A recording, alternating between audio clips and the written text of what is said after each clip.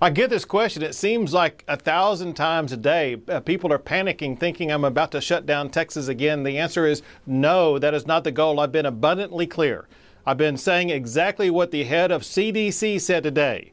What the head of CDC said today, and that is if everyone can adopt the practice of wearing a face mask for the next 4 weeks, we will be able to get COVID-19 under control.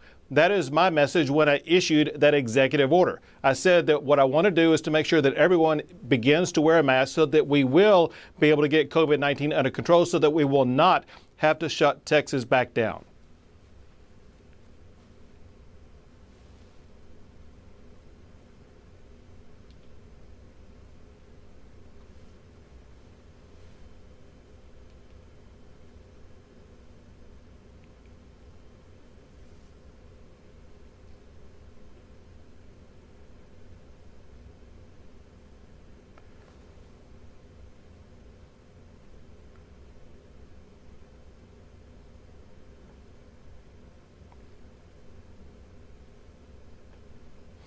I don't want to get too deep and philosophical with you, but the reason why we still exist as a species is because of our inherent adaptability.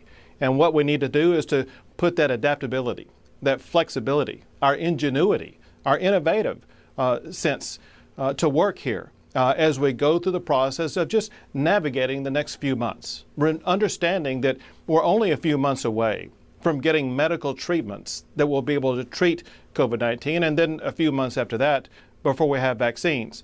This is a very short period of time. I'll put this in personal context for you. Beginning this day, 36 years ago, I was in an ICU, in a hospital bed, in a rehab center for a 2 to 3 month time period in Houston, Texas, because of the accident that broke my back.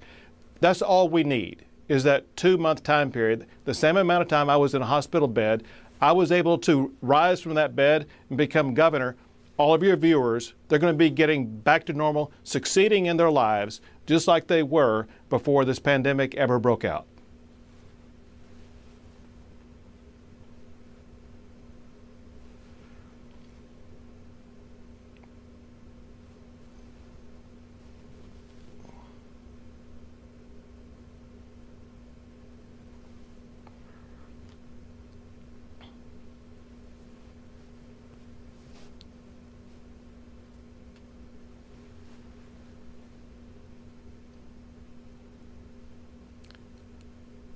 Well, first, as you point out, it is important for children to be in classrooms, and it's pediatricians who say that. It's parents who understand that, and teachers also understand that. And we all want children to get back into a classroom as quickly as possible. It's good for them and good for their parents. But we obviously don't want to inject children or teachers or parents into an unsafe situation. Hence, that's why the TEA, the Texas Education Agency, is providing flexibility to school districts and to let school boards and school districts to make decisions about, are they going to begin the school year learning distance-wise or in the classroom? And because what is happening in Houston, Texas may be completely different than what's happening in Houston County, Texas, that's why local school boards need to have that flexibility.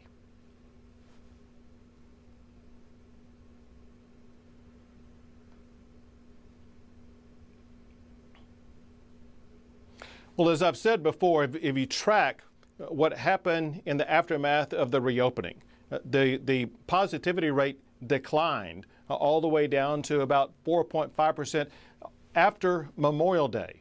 But it was the opening up of bars, the celebration of Memorial Day, graduations, all those things taking place at the same time. And I'll add another thing, and that is if you look at all the messaging that came from across the nation as well as locally, and that is that if you were young, it seemed like you were immune to it. And that turned out to be incorrect, because now we're saying about 50% of the people who are testing positive are categorized as being under the age of 35. As a result, as we've learned what we've been through, we've realized that perhaps we opened up bars too soon, and maybe we should not have opened them up at all, because a bar as a setting just leads to a transmission of COVID-19. So it's just a matter of learning these best safe strategies to make sure we get things under control.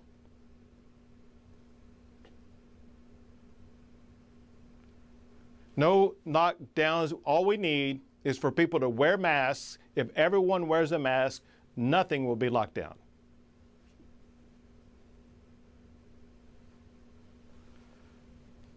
Thank you all, and be safe and wear a mask.